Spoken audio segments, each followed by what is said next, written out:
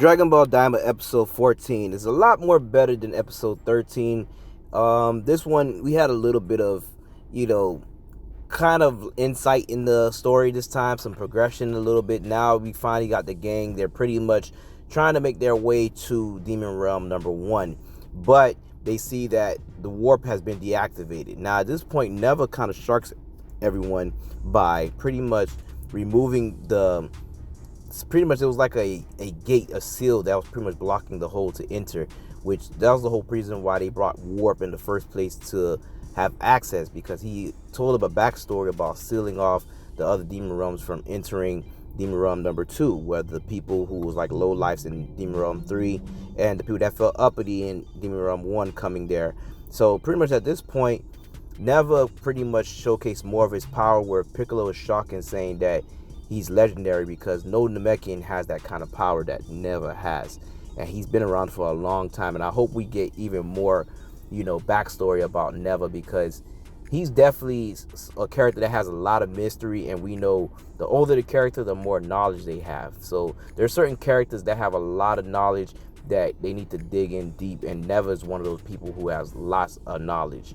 So at this point, Goma is pretty much trying to rally his troops, and he gets these people who's supposed to be like a Ginyu force of his men, and they do like a little pose thing, and they're kind of like comedy. When they first showcase them, they're all sitting around eating, and Goma's looking at them surprised, and then they start to do their poses. Later on, Goma wants them to start trying to attack once he starts seeing Goku and the others start making their way to the Demon Realm. And at this point, the ship is having, trouble getting control, so they had to leave the ship, and they start flying on their own with their powers. And at this point, Goma's men scout them and starts to fire shots at them. At this point, we're about to get the fight in the next episode of pretty much, I'm thinking Goku and the others going to take out the regular men that's there. But how strong is Goma's Ginyu Force type people? That I don't know. So we're just gonna have to wait to see. I don't think they're that powerful, especially they already got scared once they heard they could have been the ones to defeat Majin Buu and, of course, the Tamagamis, which they're taking it as a joke and likely. But, Degusu is telling them to take it very serious. But, you kind of see that they're very comedy. And there's even a point where we have a short moment with them inside, like, a storage place with all the, like, chocolates and candy. And we get Majin Buu and Majin Ku. And they pretty much have a small interaction, which is like a little funny little moment, nothing too major.